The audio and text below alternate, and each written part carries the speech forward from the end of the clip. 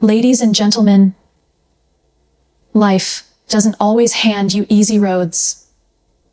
Sometimes it hits you hard, and all you want to do is curl up and disappear.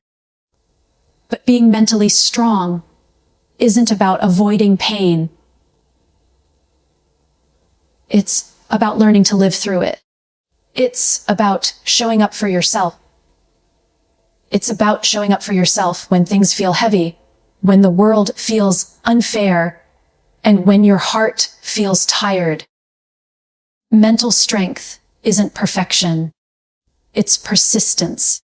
We grow up hearing phrases like, be strong, keep it together, or don't cry in front of people. Like somehow, emotions are a sign of weakness. Like falling apart for a moment means you failed. But the truth is, mental strength has nothing to do with hiding how you feel. In fact, real strength is the exact opposite. It's choosing to face those emotions head on, without running from them or pretending they don't exist. It takes courage to sit with your pain, to acknowledge that something inside you hurts, and not push it away. Because it's easier to distract yourself, to numb out, to stay busy or put on a smile for the world. It's way harder to say, yeah, I'm hurting. I'm angry. I'm scared. But when you do, something shifts. You stop carrying it in silence. You stop pretending you're okay when you're not. And right there is strength. Mental strength means being honest with yourself. It means saying, this emotion is real. It's here. And I'm going to deal with it. You don't shove it down.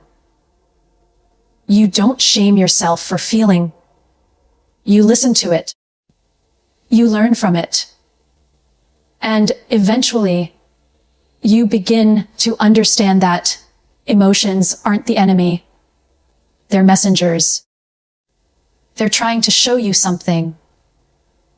Something that needs attention. Something that maybe hasn't healed yet. When you face your emotions, instead of hiding them, you start to take your power back. You no longer controlled by what's going on under the surface. You're no longer afraid of breaking because you know you can feel deeply and still be strong. You can cry and still be brave. You can admit you're hurting and still move forward. This isn't about being dramatic or falling into every feeling forever. It's about allowing space for what's real so it doesn't own you in secret. Because when you bury your emotions, they don't disappear. They just grow louder in the background. But when you face them, when you meet them with curiosity and compassion, that's when healing starts. That's when you become mentally strong. Not because you're pretending to be unshackable, whether it's grief, but because you're learning how to live fully with everything life throws your way. We all have those moments where it just feels like too much. The weight, the pressure, the noise in your head, it builds up until you crack. And maybe you cry. Maybe you shut down. Maybe you scream into a pillow or just sit on the floor staring at nothing. And in that moment, It's easy to feel like you failed. Like breaking down means you're weak. But that couldn't be further from the truth. Breaking down doesn't mean you're broken. It means you're human. It means your heart is actually working. It means you're feeling, not numbing. And yeah, it's messy. It's uncomfortable. It might even feel scary. But the beautiful, painful truth is, that's where growth begins. Not in the polished moments. Not in the Instagram-worthy victories. But right there, in the wreckage, when everything falls apart and you're left raw and real. We spend so much time trying to avoid breaking down. Like holding it all together is the goal. But what if letting go is the real strength? What if falling apart is what clears the space for something new to be built? Because sometimes it's only when you break open that you finally see what's been hiding inside. The pain you haven't dealt with. The dreams you've buried. The parts of yourself you've been too scared to face. When you allow yourself to break down, you give yourself permission to be honest, to be seen, to admit that you're not okay. And from that place, that truth, healing becomes possible. You can't fix what you won't feel. You can't grow if you're always pretending you're fine. Breaking down is like a reset button. It humbles you. It slows you down. It makes you take stock of what really matters. And yeah, it hurts. Growth always does. But something happens after the breakdown. A kind of quiet clarity. A strength you didn't know you had. And piece by piece, you start to rebuild. Not into who you were, but into someone deeper, more grounded, more real. So don't be ashamed of those moments when it feels like everything is falling apart.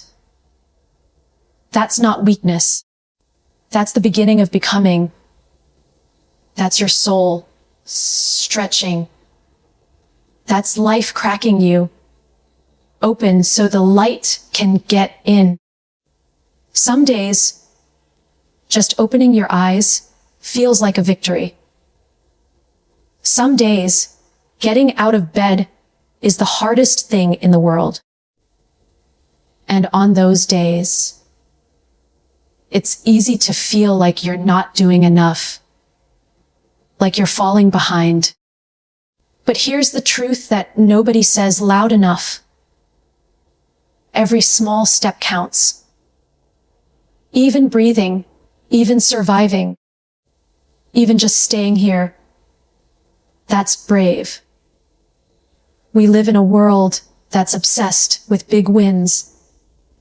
Quitting the job, climbing the mountain, starting the business, running the marathon. But no one talks about the quiet courage it takes to just keep going when your heart is heavy. No one celebrates the strength it takes to simply exist when everything inside you feels like it's falling apart. But that's where real bravery lives. In the in-between.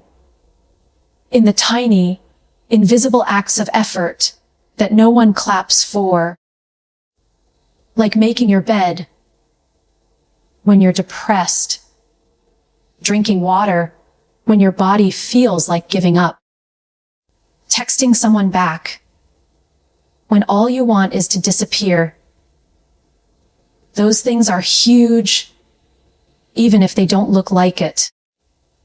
We've been taught to measure our worth by output, by accomplishments. But mental strength, emotional resilience, it's not built in the big moments. It's built in the ordinary ones. It's built when you choose to keep breathing, even though it hurts. When you put one foot in front of the other, even if you're crawling. You don't need to make giant leaps. You don't have to transform overnight. Healing, growth, change. It's not a race. It's a slow, often painful journey made of thousands of small steps. And every single one matters. Every moment you choose to stay in the fight is a quiet act of defiance against the part of you that wants to give up. So if today all you did was breathe, if all you managed was to keep going, to keep trying, no matter how tiny it felt, that counts. That matters. That is strength. Don't let anyone convince you otherwise. You're doing more than enough. And every time you take even the smallest step forward, you're proving just how brave you really are. We grow up thinking that being kind means always saying yes. Yes to the favors, yes to the plans, yes to the expectations that wear us down. We're told that no is selfish or rude, like it's something to feel guilty for. But the truth is, saying no is a form of strength too. Sometimes, whether it's the bravest thing you can do, fear, saying no doesn't mean you're being mean. It means you're being honest. It means you know your limits, your values, and your worth, and you're willing to protect them. That's not weakness. That's power. Real strength isn't about pleasing everyone. It's about showing up for yourself, even when it disappoints someone else. There's this quiet pressure to be everything for everyone, to show up smiling, even when you're drained. But constantly saying yes, while you're falling apart inside, isn't kindness. It's self-abandonment. And over time, it chips away at you.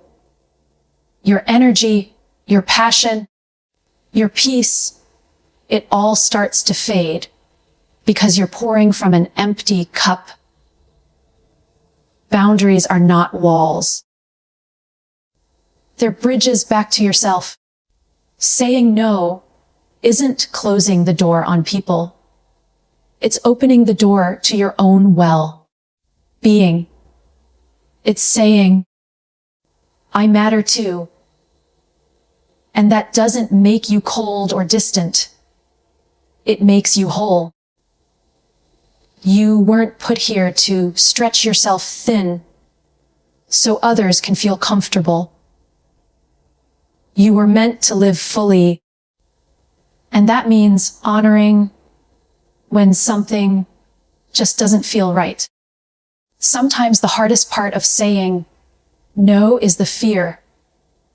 Fear of rejection, fear of judgment, fear of being misunderstood.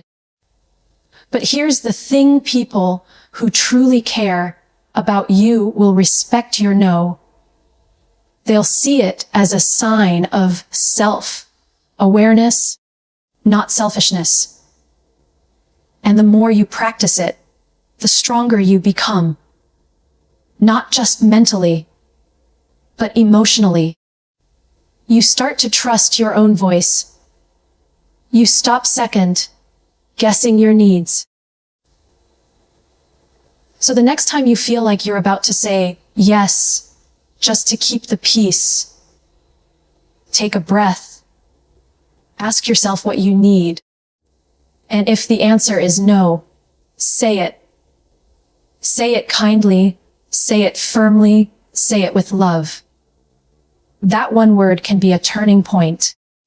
It can be the start of healing, the beginning of taking your power back. Because sometimes real strength sounds like one quiet, brave word, no. There's this belief a lot of us carry that we're supposed to figure it all out on our own. That if we ask for help, we're somehow failing. Like needing support means we're weak or broken or not strong enough. But that's such a lie. One of the greatest acts of strength is looking at where you are, recognizing you're struggling, and still choosing to reach out. We weren't built to carry everything alone. Life is heavy. Emotions are complicated. Healing is messy, and no one makes it through without help. Not really. Even the people who seem like they have it all together have leaned on someone at some point. They've had a friend, a mentor, a therapist, a moment where they finally said, I can't do this by myself anymore. That's not failure. That's wisdom. It's hard, though. Asking for help can feel like admitting defeat. But what if it's not? What if asking for help is actually an act of self-respect? What if it means you care enough about yourself to not suffer in silence? Because strength isn't about bottling it up. It's not about pretending to be okay when you're not. Whether it's grief, it's about knowing your limits and choosing connection over isolation. Sometimes we think we'll be a burden. We worry that people are too busy, that our pain is too much. But often, the people who love you are just waiting for you to let them in. And when you do, you give them the gift of being there for you.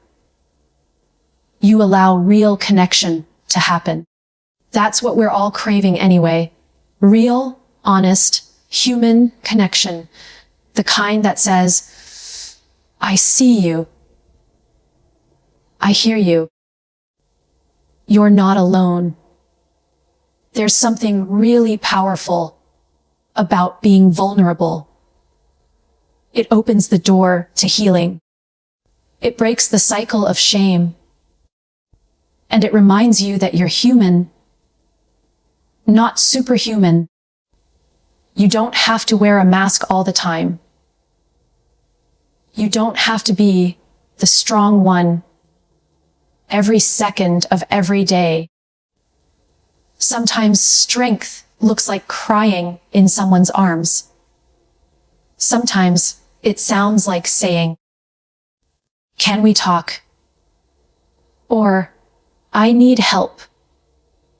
So if you're tired, if you're drowning in your own thoughts, if you're scared or lost, reach out.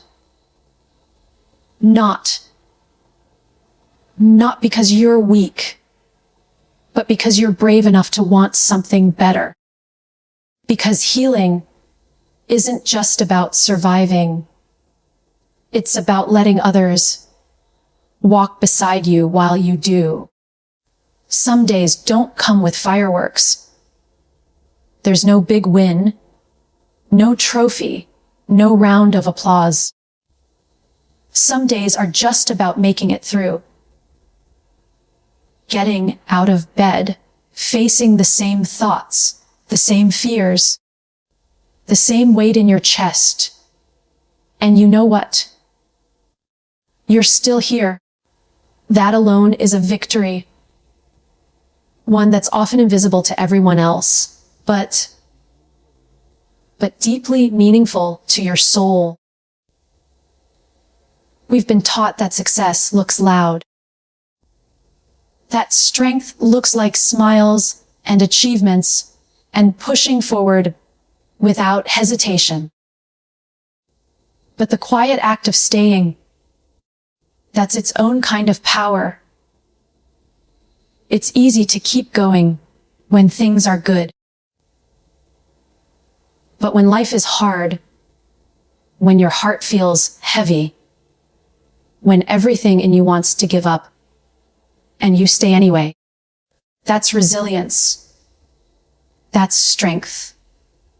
Staying doesn't mean you don't struggle.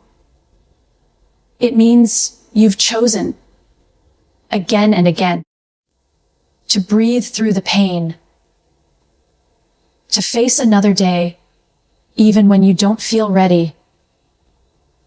And that's not something small. That's everything. We underestimate just how much courage it takes to survive the things no one else sees. The grief, the anxiety, the shame, the quiet battles that rage behind the scenes. You might look at yourself and think, I haven't made progress. Or, I'm stuck. But survival is progress. Holding on when your mind tells you to let go, that's strength. You're here, even if you don't feel like you're thriving yet. And that's enough. Daff. That's more than enough. Sometimes we measure ourselves by how far we've come. But don't forget to measure the fact that you're still standing. You've weathered storms you never thought you thought you'd make it through. You've had days that broke your heart, and you still showed up. Maybe quietly, maybe with tears. But you showed up, and that's what counts. That's what matters. You don't have to prove your worth by doing more. Your existence is proof that you're fighting a battle most people never see. And you're winning it, moment by moment, day by day. So if no one's told you lately, I see you. You're doing better than you think. And the simple fact that you're still here, that's not just survival, that's victory. Quiet, real, brave, victory.